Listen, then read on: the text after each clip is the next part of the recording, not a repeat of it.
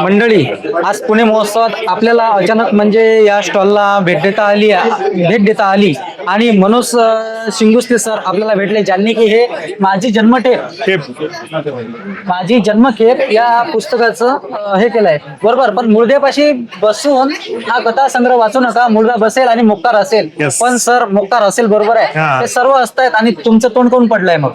मुळात जन्मखेपचा अर्थच असा होतो, खेपचा अर्थ असा की तुम्ही आले आणि काय न करता निघून गेले. अच्छा. आपल्या प्रत्येकाला असं वाटतं की माझं आयुष्य लय महत्वाचं आहे, बरोबर. मी येऊन काहीतरी करतो, पण तसं पाहिलं तर आपली खेप असते, चक्कर असते. मग ते असं की मी जन्माला आलो आणि माझ्या आयुष्यात असे काही प्रसंग घडले की ठीक आहे, म्हणजे आलोय, जन्माला आलोय, काहीतरी केलं, निघून गेला, ते खेपलेले.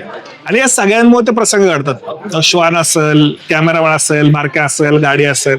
म्हणून माझा चेहरा पडलेला आहे आणि ते पुस्तक वाचलं आपल्याला कळतं की तो का पडलेला आहे आणि बाकीचे का असतात. हे आजीची कृपा, तुम्ही गाडीच्या नंबर प्लेटला लिहिलंय, याचा काय अर्थ आहे? त्यात आजीची एक स्टोरी आहे. अच्छा. म्हणजे मी गावाला जातो आणि आजीला भेटतो. बरं. आजीला मी बऱ्याच वर्षांनी भेटतो. अच्छा. आणि मग मला माझ्याबद्दल जे वाटतं, आजीला माझ्याबद्दल वाटतं, त्याची एक ती स्टोरी आहे, इंटरेस्टिंग एकदम ते. अच्छा. तर मला असं म्हणायचं आहे की सगळे जण सर आज कादंबरी लिहितात, कोणी कादंबरी लिहिते, बरोबर, कोणाचं वेगळेच म्हणजे इंटरेस्टिंग स्टोरी असतात, पण तुमची कॉमेडी स्टोरी आहे. म्हणजे तुम्ही कॉमेडी कसं काय, म्हणजे त्याच्यावर काही डिस्क्रिप्शन द्याल मला? मला असं वाटतं ना की प्रत्येकाला असं विनोदी जगलं पाहिजे, हलका फुलका हसून. प्रत्येक वेळी आपण सिरियस असतो, काही झालं की आपण सिरियस असतो, म्हणजे काहीतरी विनोदी घडलं तरी सिरियस आहे आपण. तर आपल्या आयुष्यात काही चांगलं झालं ना तरी आपलं वाटतं चांगलं झालं म्हणजे काहीतरी वाईट होणार आहे. बरोबर. आपण एवढं निगेटिव्ह होत चाललोय. माझी इच्छा आहे की कॉमेडी पाहिजे. आता आपण म्हणलं की तुम्हाला कुठल्याही लेखक आठवतात, आपण पहिलं तर पु ल देशपांडे, बरोबर आहे, कॉमेडी लिखाण आहे. शंकर पाटील, कॉमेडी लिखाण.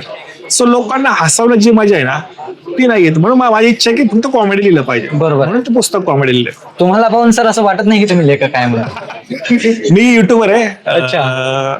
आणि युट्यूबवर म्हणजे युट्यूबला पण लोक मला फॉलो करतात, जवळपास 1 मिलियन फॉलोअर्स. काही चॅनल आहे सर आपले? Spicy kick, spicy kick, KIC, जवळपास 1.7 मिलियन फॉलोअर्स. अच्छा. सो माझी इच्छा होती की त्याच्यासोबत काहीतरी लिखाण पण केलं पाहिजे म्हणून. धन्यवाद सर. धन्यवाद.